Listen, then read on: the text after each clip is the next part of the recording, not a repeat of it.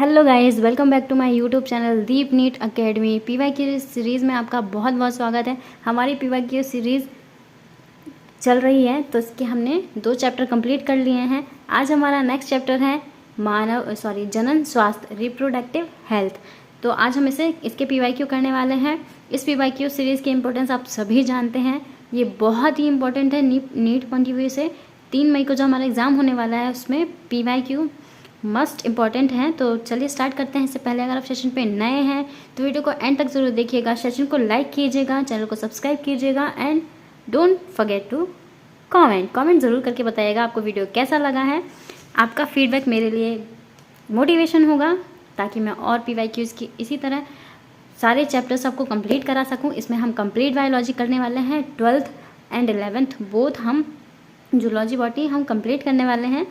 तो ये सीरीज़ आपको ज़रूर से ज़रूर देखनी है एंड ज़्यादा से ज़्यादा शेयर कीजिए। जितने भी हैं मेंबर हैं, जितने भी लोग हैं जो नीट की प्रिपरेशन कर रहे हैं, तो उनके लिए आप ये शेयर कीजिए उनसे, ताकि उन्हें भी इस चीज़ का फ़ायदा मिल सके। तो चलिए स्टार्ट करते हैं। क्वेश्चन नंबर फर्स्ट है हमारा, रतिज रोग किसके द्वारा संचरित होता है? ऑप्शन ए है रोगाणु रहित सुइयों के उपयोग से, ऑप्शन बी है संक्रमित व्यक्ति के रक्त चढ़ाने से, ऑप्शन सी है संक्रमित मादा के भ्रूण से, ऑप्शन डी है किसिंग से, ऑप्शन ई है वंशागति से।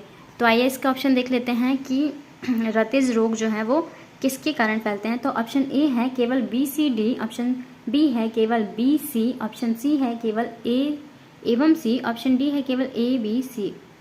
तो आइए करेक्ट चेक कर लेते हैं करेक्ट क्या होगा। तो जो है रतिज रोग जो होते हैं वो कैसे फैलते हैं? तो ये रोगाणु रहित सुइयों से तो नहीं फैलते, ठीक है, रोगाणु रहित बोला है ना, रोगाणु सहित बोला जाता है। अगर रोगाणु वाली जो सुई होती है उससे संक्रमित हो सकता है, रोगाणु रहित जो पहले से ही रोगाणु रहित है तो उससे कैसे संक्रमण हो सकता है, राइट।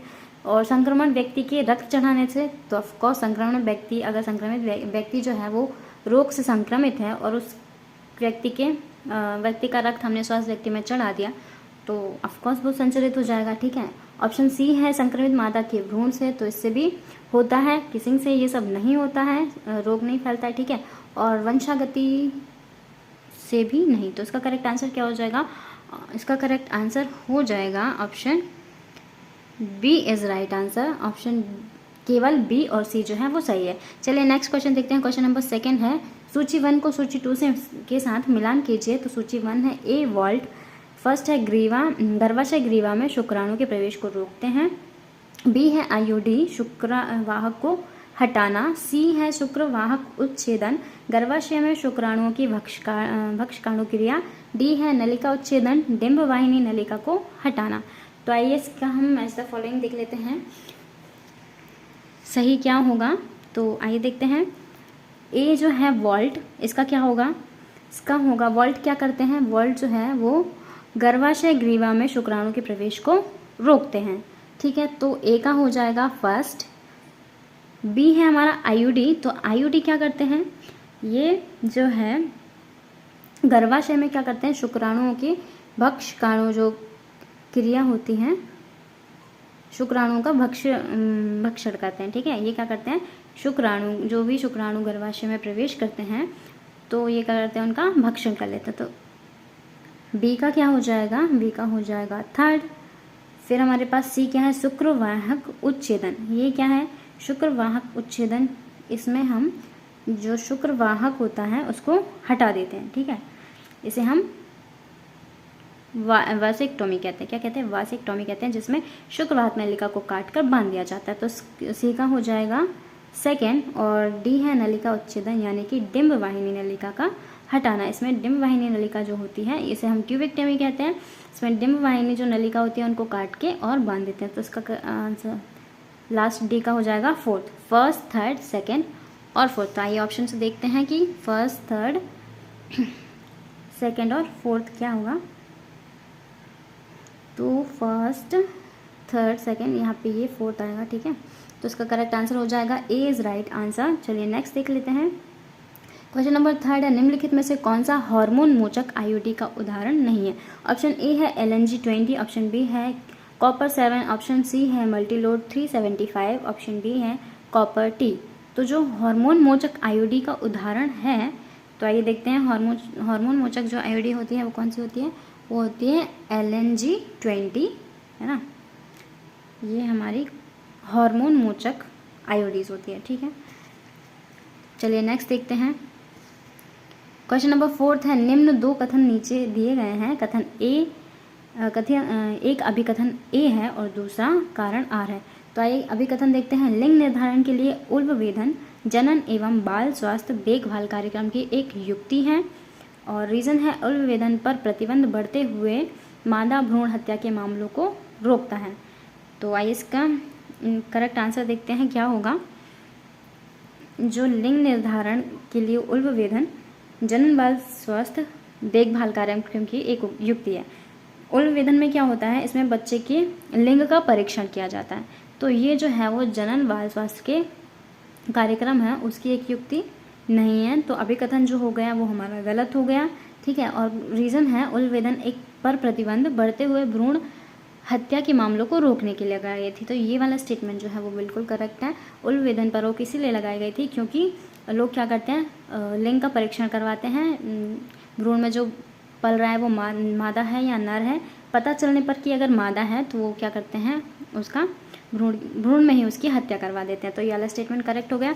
तो आइए ऑप्शन देख लेते हैं कौन सा करेक्ट होगा। ऑप्शन ए है असत्य, ए असत्य है लेकिन आर सत्य है। ऑप्शन बी है ए आर दोनों सत्य हैं और आर जो है वो ए की सही व्याख्या कर रहा है। ऑप्शन सी है ए आर दोनों सत्य हैं लेकिन जो रीज़न है वो असर्शन की व्याख्या नहीं कर रहा है। ऑप्शन डी है ए सत्य है लेकिन आर असत्य है। तो हमारा ऑप्शन क्या है, option A is right answer. A जो है वो असत्य है और रीज़न जो है हमारा वो सही है। तो चलिए क्वेश्चन नंबर 5 देख लेते हैं। सूची 1 को सूची 2 से के साथ मिलाइए। चलिए मिलान मैच द फॉलोइंग फिर से करते हैं। तो शुक्रवाहक उच्छेदन क्या होता है। शुक्रवाहक उच्छेदन ये एक शल्य प्रक्रिया होती है, ठीक है। तो ए का हो जाएगा थर्ड। बाह्य स्खलन क्या है, ये एक प्राकृतिक विधि है, ठीक है। तो बी का हो जाएगा फोर्थ। सी क्या है, गर्भाशय ग्रीवा टोपी। तो ये क्या होता है, ये एक रोध की विधि होती है, तो इसे कहेंगे सेकंड, सी का सेकंड।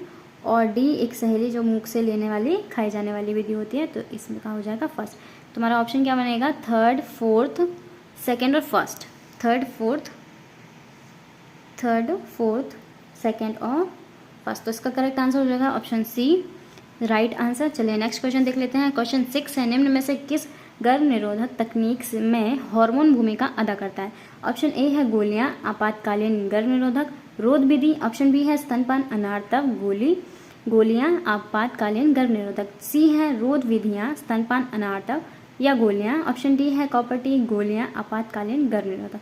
तो जो गर्भ निरोधक तकनीक में हार्मोन जो है, जिनमें हार्मोन भूमिका अदा करता है, उसका करेक्ट आंसर क्या हो जाएगा, उसका करेक्ट आंसर हो जाएगा option B is right answer. स्तनपान अनार्तव में क्या होता है, हार्मोन जो है वो भूमिका अदा करता है, ठीक है। गोलियों में भी हार्मोन होता है और जो आपातकालीन गर्भ निरोधक होते हैं उनमें भी हार्मोन ही जो गर्भ निरोध के रूप में अपनी भूमिका निभाता है। तो इसका करेक्ट आंसर हो जाएगा ऑप्शन बी। क्वेश्चन नंबर 7 देखते हैं। हार्मोन मोचक अंतः गर्भाशय युक्तियों का चयन करो। तो जो हार्मोन का मोचन करती हैं वो कौन सी होती हैं, गर्भाशय युक्तियाँ। ऑप्शन ए है लिपिस लूप मल्टीलोड 375, बी है वॉल्ट्स LNG-20, सी है मल्टीलोड 375 या प्रोजेस्टार्ट। ऑप्शन डी है प्रोजेस्टार्ट LNG-20। तो जो हार्मोन मोचक अंतःस्रावी युक्तियाँ होती हैं, अंतःगर्भाशय युक्तियाँ, तो उसका करेक्ट आंसर क्या हो जाएगा, इसका आंसर हो जाएगा जो हार्मोन का मोचन करके गर्भ निरोध प्रदान करती हैं वो होती हैं ऑप्शन डी प्रोजेस्टार्ट। और LNG जो है वो हार्मोन में रोल प्ले करता है गर्भ निरोधक के रूप में, ठीक है। लिपिस लूप जो होती है वो औषधि रहित होती है और वॉल्स होते हैं वो हार्मोन नहीं होते, ये एक तरह के रोध होते हैं, ठीक है, बैरियर होते हैं ये, जो कि प्राकृतिक रूप से शुक्राणु और अंडाणु को मिलने से रोकते हैं, इंटरप्ट करते हैं, ठीक है। चलिए क्वेश्चन नंबर 8 देख लेते हैं।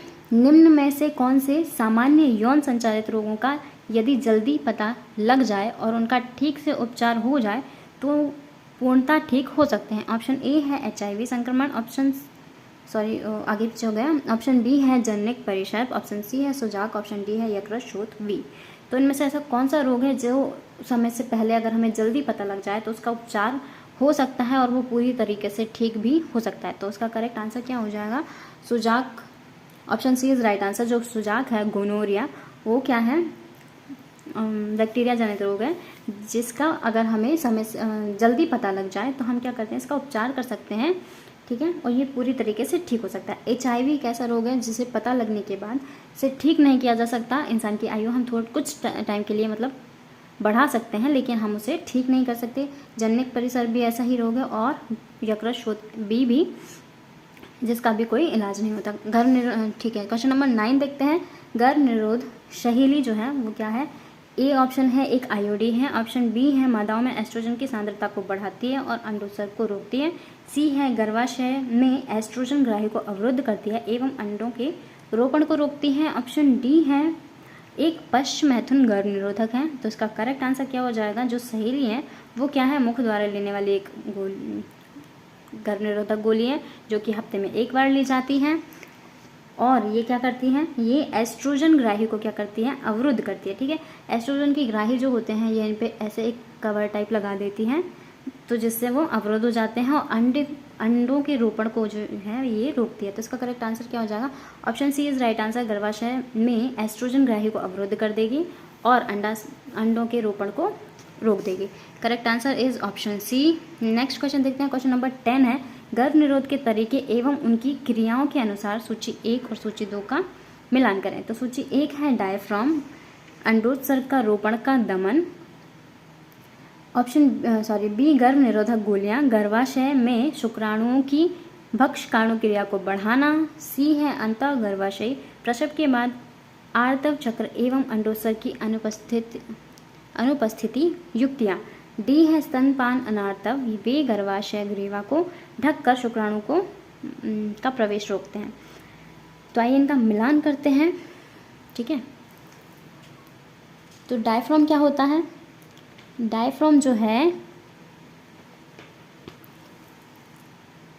ये क्या करेगा, गर्भाशय ग्रीवा को ढककर शुक्राणु के प्रवेश को रोकता है। ठीक है, ये एक तरह के वेरियर होते हैं। ठीक है, डायफ्राम, ग्रीवा, वॉल्ट्स, कैप जो होते हैं ये क्या होते हैं, एक प्राकृतिक रूप से शुक्राणु और अंडाणु को मिलने से रोकते हैं। तो इसका जो करेक्ट आंसर हो जाएगा वो हो जाएगा 4th। क्या करेंगे, ये ग्रीवा को ढककर शुक्राणु के प्रवेश को रोक देते हैं। तो ए का हो जाएगा 4th। ठीक है, बी गर्भ निरोधक गोलियाँ, गोलियाँ क्या करती हैं, जो गोलियाँ होती हैं वो अंडोत्सर्ग एवं रोपण का दमन करती हैं। तो बी का हो जाएगा 1st। सी है अंता गर्भाशय। तो अंता गर्भाशय ये क्या होता है, ये जो है गर्भाशय में शुक्राणु की भक्षकाणु क्रिया को बढ़ाता है। ठीक है, तो सी का हो जाएगा 2nd और डी का स्तनपान अनार्तव ये क्या है, प्रसव के बाद आर्तव चक्र एवं अंडोत्सर्ग की अनुपस्थित युक्तियाँ, ये प्राकृतिक गर्भ निरोधक है ना। इसमें क्या होता है, हार्मोन जो है वो भूमिका निभाता है। जब तक एक माँ बच्चे को स्तनपान कराती हैं तब तक उनमें मेंस्ट्रुअल साइकिल जो है वो नहीं आता, लगभग ये 6 मंथ का ड्यूरेशन होता है। ये एक प्राकृतिक विधि होती है। ठीक है, तो इसका करेक्ट आंसर हो जाएगा 3rd। ठीक है, तो हम ऑप्शन से मैच करते हैं, किस में आएगा ये 4th, 1st, 2nd, 3rd। 4th, 1st, 2nd, 3rd इसका करेक्ट आंसर हो जाएगा, option A is right answer. चलिए नेक्स्ट क्वेश्चन देखते हैं। कॉपर मोचित आईयूडी में कॉपर आयनों का क्या कार्य है, ये आई है। ओके,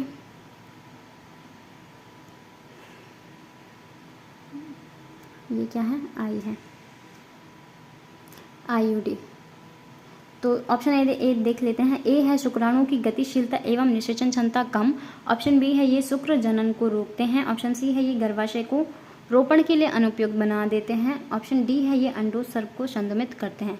तो जो कॉपर मोचित होते हैं आईयूडी, ये कॉपर आयनों का कार्य क्या होता है, इनमें कॉपर आयनों का कार्य क्या है, ये शुक्राणु की गतिशीलता को कम कर देते हैं। ठीक है, और निषेचन की क्षमता को भी ये कम कर देते हैं। इसका करेक्ट आंसर हो जाएगा, option A is right answer. Next question देखते हैं, क्वेश्चन नंबर 12 है हमारे पास। एक दंपत्ति जिसके पुरुष में शुक्राणु की संख्या जो है वो बहुत कम है, उसके लिए निषेचन की कौन सी तकनीक उचित रहेगी, ऑप्शन ए है अंतःगर्भाशयी स्थानांतरण, ऑप्शन बी है गैमीट इंट्राफैलोपियन ट्रांसफर, ऑप्शन सी है कृत्रिम वीर्यसेचन, ऑप्शन डी है अंतःकोशिकीय शुक्राणु निक्षेपण।